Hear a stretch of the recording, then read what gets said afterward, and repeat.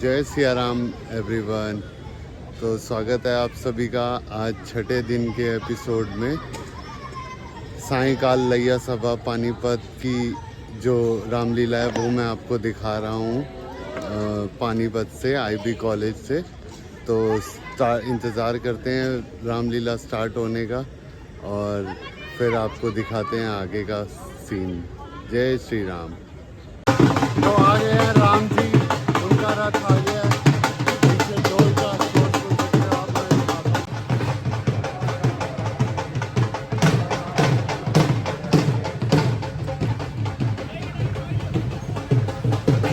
भगवान राम, सीता और लक्ष्मण जी साक्षात विराजमान हैं।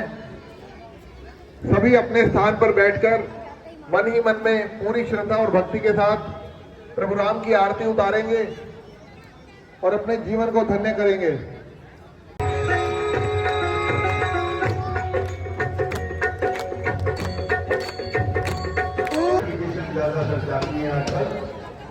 कोई रोकने वाला नहीं, कोई रुकावट रूप से जाता है नहीं कि भाई को मैं सब क्यों कर रहा हूँ।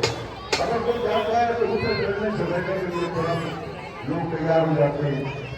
कोई भी संकेत, कोई भी गलती कर जाओगे, बात खड़े होकर किसी मूवमेंट को, लेकिन जटायु एक ऐसा पक्षी जिसमें पास कोई हथियार नहीं। जाकर के देखा कि तलवार हाथ में लिए हुए लंकेश रावण निरंतर आगे बढ़ने का प्रयास कर रहा है, सीता को उठाकर ले जाने का प्रयास कर रहा है।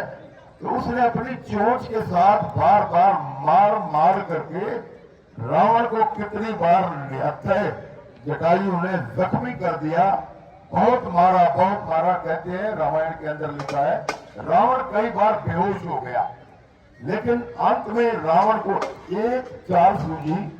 उसने जटायु के दोनों पंखों को अपने चंद्रहास की खड़ग से काट दिया।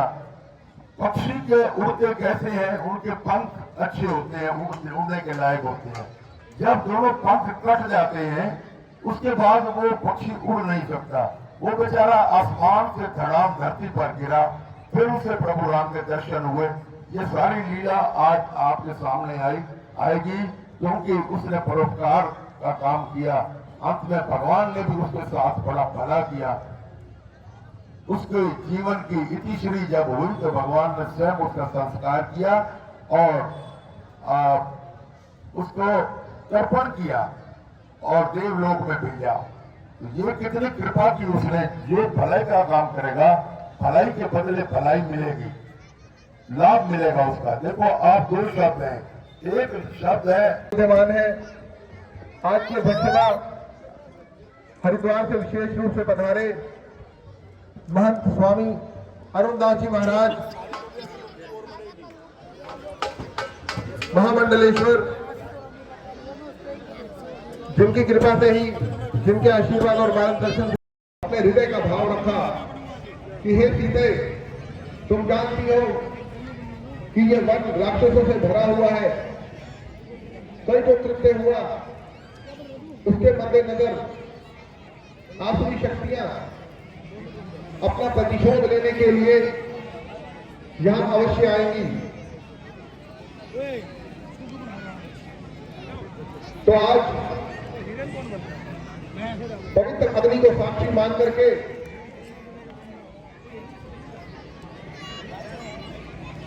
मैं आपको अग्नि को समर्पित करके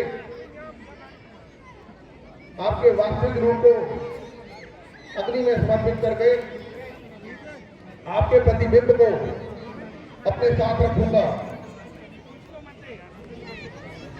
आपका प्रतिबिंब हर समय मेरे साथ होगा। ये केवल आपके और मेरे मध्य की बात है। इसलिए मैंने लक्ष्मण को वन में भेज दिया, क्योंकि आसुरी शक्तियों का सामना करने के लिए हमें भी उनके प्रकार सोचना पड़ेगा। प्रभु राम की ऐसी आज्ञा पाकर के मां सीता ने कहा, जो आज्ञा प्रभु, जैसा आपको ठीक लगे, जैसा आपको उचित लगे, मैं आपके साथ हूं। प्रभु राम के चरण स्पर्श करके मां सीता ने आज्ञा ली और अग्नि को प्रज्वलित किया।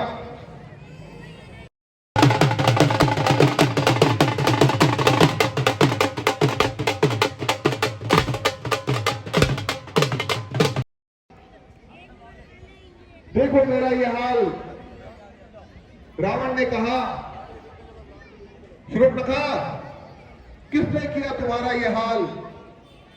क्या हुआ तुम्हारे साथ? किसकी मृत्यु का काल उसे बुला रहा है? शूर्पणखा रावण से कहती है, हे लंकापति रावण, पूरे विश्व में जो आपकी ख्याति थी वो धूमिल हो गई। आपकी जो सत्ता का आतंक था वो खत्म हो गया। रावण को उसने बहुत उकसाया, बहुत क्रोध दिलाया। रावण ने कहा, सत्य कहो, क्या बात है? शूर्पणखा ने कहा, महाराज, वन के अंदर दो वनवासी राजकुमार आए हुए हैं और उनके साथ एक सुंदर स्त्री, जिसे देख करके अप्सराएं भी शर्मा जाएं, ऐसी देवकन्या जिसकी सुंदरता का वर्णन तीनों लोक में नहीं हो सकता। मैंने उसके समक्ष आपके साथ विवाह का प्रस्ताव रखा कि ऐसी विश्व सुंदरी का विवाह तो लंकापति रावण के साथ होना चाहिए, लेकिन उन दोनों वनवासी राजकुमारों ने मेरी नाक काट दी, मेरे कान काट दिए। मैंने उन्हें कहा कि मैं लंकापति रावण की बहन हूं। उन्होंने कहा, हमें किसी भी प्रकार का किसी से कोई भय नहीं, आप जिसकी भी बहन हो उसको जाकर कह दो। महाराज, मैं अबला नारी आपकी शरण में आई हूं, तो यह आपका कर्तव्य बनता है कि मेरे जीवन की रक्षा करें और उन्हें, उन वनवासियों को उनकी करनी का दंड दें। ऐसा सुन करके रावण बड़े क्रोध में आया,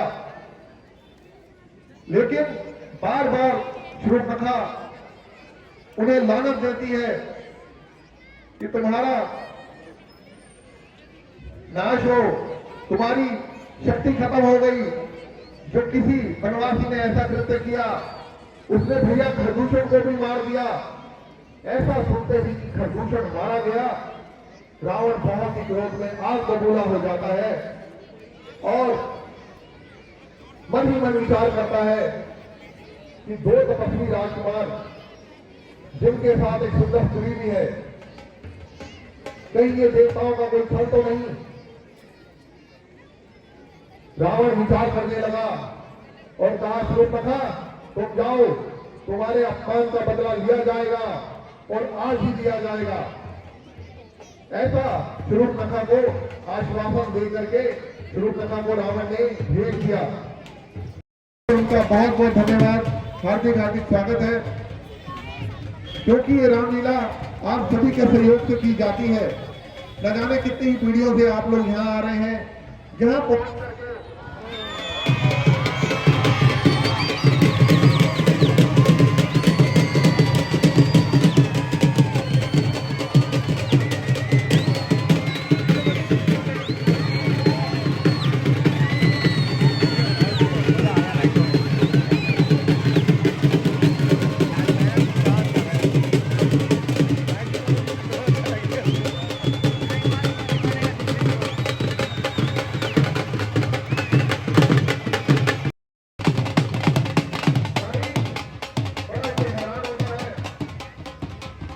कि आज लंकापति रावण उसके दरबार पर कैसे पहुंचे। कहते हैं, हे लंकेश, आपके यहाँ आगमन का क्या कारण है? लंकापति रावण कहते हैं, बाबा जी, आज मैंने आपको एक विशेष कार्य के लिए चुना है। मालिक ने कहा, आदेश कीजिए महाराज। रावण ने कहा, मालिक, तुम अपना भेष बदल करके एक सोने के हिरण के रूप में, जिसे स्वर्ण मणि कहते हैं, स्वर्ण मणि के रूप में तुम मन में जाओ, वो बनवासी राजकुमार जिनके साथ एक सुंदर स्त्री भी है, जाकर के उनके आगे अपनी खेल और क्रीड़ा दिखाओ और उन्हें अपनी ओर आकर्षित करो। मालिक ने मना किया, नहीं महाराज, ये गलत कार्य है। किसी के साथ खड़ करना, नारी वो भी तपस्वियों के साथ, मैं बिल्कुल नहीं करूंगा। रावण को क्रोध आया। रावण ने कहा, मालिक, क्या तुम्हें अपने प्राण प्यारे नहीं? यदि तुमने मेरी बात न मानी तो मैं यही अपनी चंद्रहास खड़क से तुम्हारा सिर फट से अलग कर दूंगा। मालिक ने मन में विचार किया, इस पापी दुराचारी के हाथों पड़ने से अच्छा यदि मेरी मृत्यु उन तपस्वियों के हाथ हो जाए तो मुझे निश्चित ही स्वर्गलोक मिलेगा। ऐसा मन में विचार करके मालिक ने कहा, ठीक है महाराज, मैं तैयार हूं। ऐसा कह करके मालिक ने अपना स्वरूप बदल करके सोने के हिरण के रूप में अपने शरीर को बदल दिया।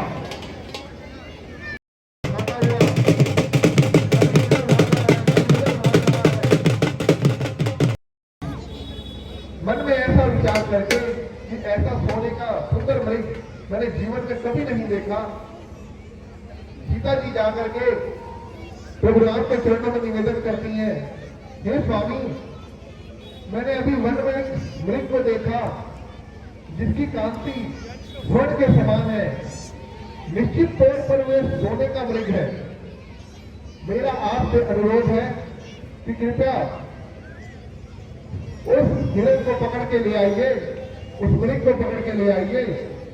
प्रभु राम ने कहा, नहीं सीते, ये जंगल असुरों से भरा हुआ है, मायावी शक्तियां यहां हर समय विद्यमान है। ये भी किसी जल का रूप है, क्योंकि सोने का मृग कभी नहीं होता। लेकिन सीता जी ने फिर जिद की, नहीं प्रभु, मैंने आपसे कभी कुछ नहीं मांगा, मैं आपके साथ इस वन में आ गई, मेरे आपके चरणों में यही अनुरोध है, मेरी खुशी के लिए, मेरे लिए कृपया मृग को पकड़ करके ले आइए। प्रभु राम के बार बार समझाने पर भी सीता जी नहीं मानी और प्रभु राम ने कहा, ठीक है सीते, जैसी तुम्हारी इच्छा, जैसा तुम्हारा कथन, मैं जाता हूं और अभी इस मृग को पकड़ करके ले आता हूं और इस कुटिया के बाहर नहीं जाना। लक्ष्मण जी ने कहा, जो आज्ञा प्रभु, आपका आदेश। सर्वप्रथम ऐसा आश्वासन देकर के लक्ष्मण जी ने प्रभु राम से आज्ञा ली और माता सीता को अपनी कुटिया में जाने के लिए निर्देश दिया। सीता जी बड़ी उत्साहित, बड़ी खुश, मन के हृदय के अंदर एक ही भाव कि आज मुझे सोने का हिरण मिलेगा। सीता जी को आश्वासन देकर के प्रभु राम वन में चले जाते हैं मृग को पकड़ने के लिए।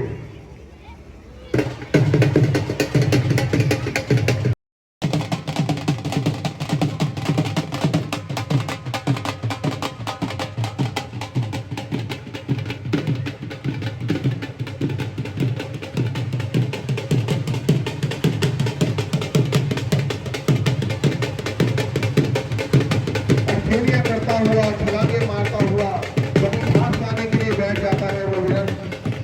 जैसे प्रभु राम उसके पास पहुंचते हैं तो फिर छलांगे मार करके वन की तरफ भाग जाता है। प्रभु राम ने उसका पीछा करते हुए जैसे उस पर बाण से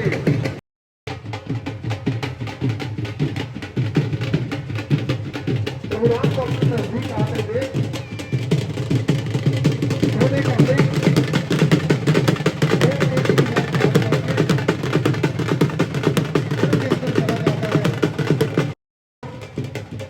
चला जाता है ताकि प्रभु राम को लक्ष्मण जी और सीता जी से बहुत दूरी पर ले जा सके, ताकि पीछे रावण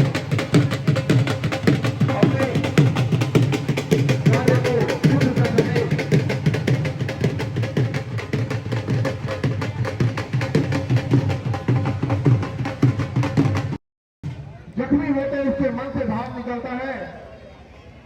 हाँ लक्ष्मण, हाँ लक्ष्मण, हाँ लक्ष्मण, हाँ सीते, हाँ सीते, हाँ सीते, ऐसी करुणा हाँ सीते, ऐसी मार्मिक ध्वनि मेरे स्वामी की है। निश्चित ही मेरे स्वामी किसी संकट में है, तुम जाओ उनकी रक्षा के लिए जाओ। लक्ष्मण जी ने कहा, नहीं भाभी मां, किसी माया का हिस्सा है, ये किसी छल का हिस्सा है।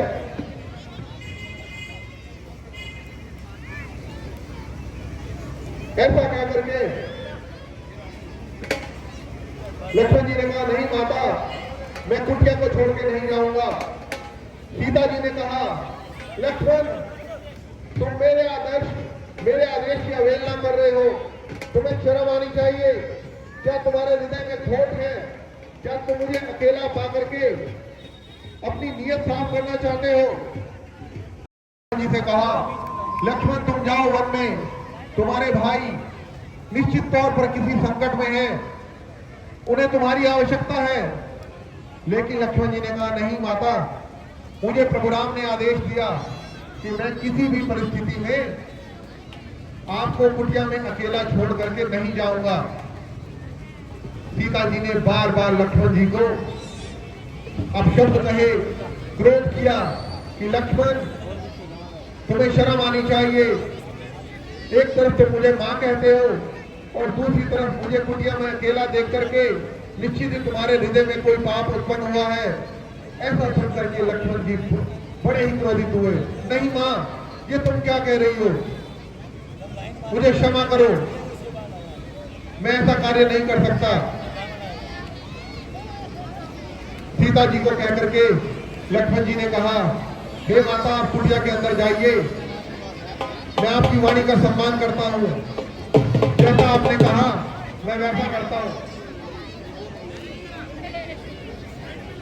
लक्ष्मण जी सीता जी को कुटिया में प्रवेश करने के लिए कहते हैं और लक्ष्मण जी अपने बाण के द्वारा कुटिया के चारों तरफ एक रेखा बनाते हैं, जिस रेखा को लक्ष्मण रेखा कहा जाता है। ऐसी अदृश्य रेखा जिसे पार करना किसी के लिए संभव नहीं था, क्योंकि साक्षात अग्नि उस रेखा के अंदर विराजमान थी। लक्ष्मण जी ने सीता जी से कहा, हे माता, मैं जाता हूं प्रभु राम की खोज में, लेकिन जब तक मैं ना आ जाऊं, किसी भी परिस्थिति में आप इस रेखा से बाहर नहीं आएंगे। मेरे आपके चरणों में यही विनम्र निवेदन है। सीता जी ने कहा, ठीक है लक्ष्मण, तुम जाओ, तुम्हारे भैया को तुम्हारी आवश्यकता है।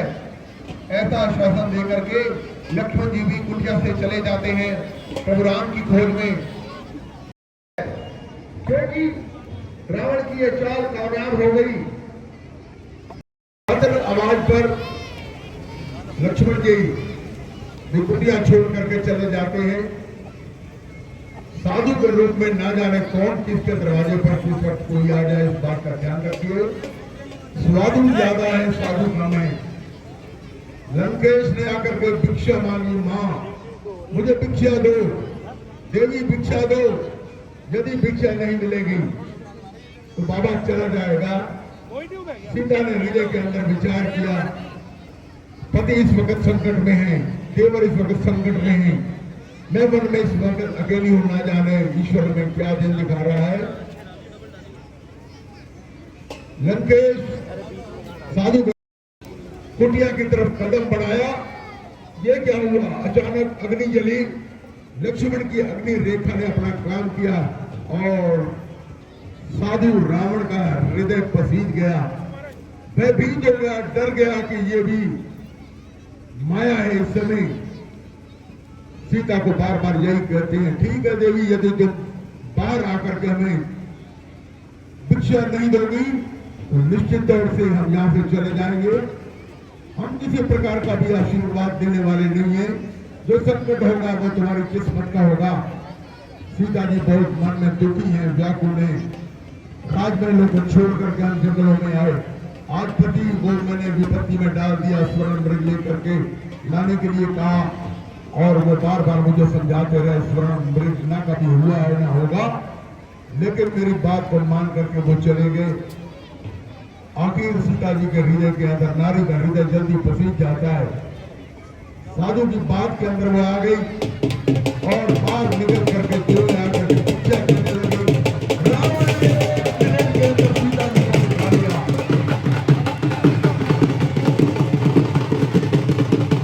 मायावी रावण ने 1 मिनट के अंदर रूप बदल करके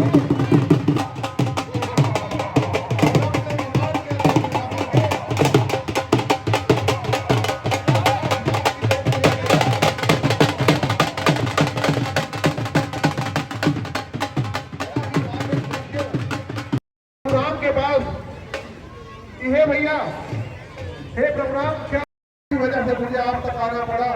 प्रभु राम ने कहा, लक्ष्मण, ये निश्चित ही माया है, सीता संकट में है। प्रभु राम और लक्ष्मण सोने के मणि को वहीं छोड़ करके कुटिया की तरफ बड़े चले जाते हैं।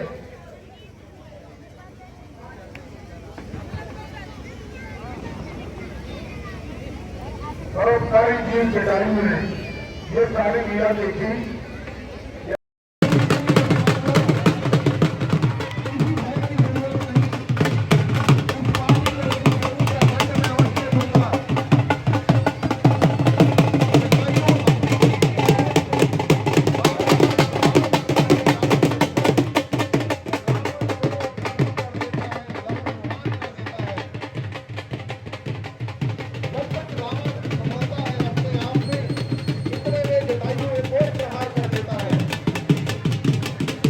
शक्तिशाली रावण आज एक पक्षी के साथ युद्ध कर रहा है और वो पक्षी प्रभु राम की धर्म पत्नी सीता को प्रभु राम के लिए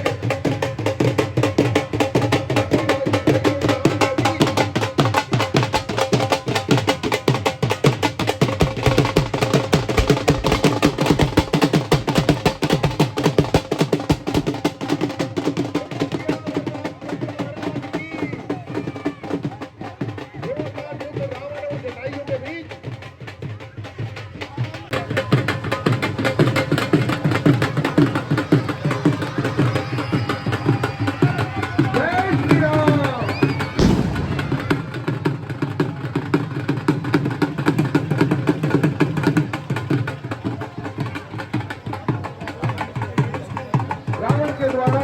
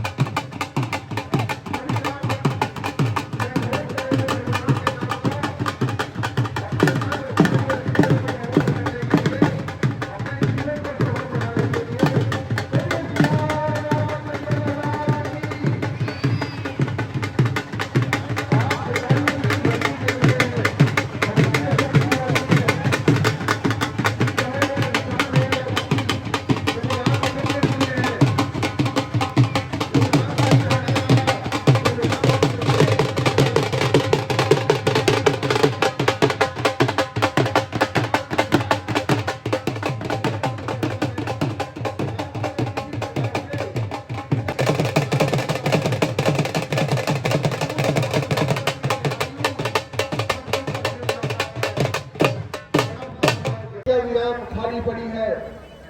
ये देखते हैं कुटिया के अंदर सारे फल धरती पर गिरे हुए हैं, भिक्षा पात्र धरती पर गिरा हुआ है।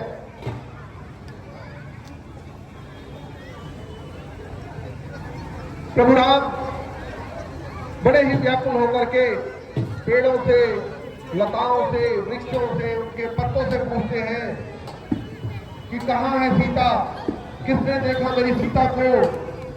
लेकिन हर तरफ निराशा।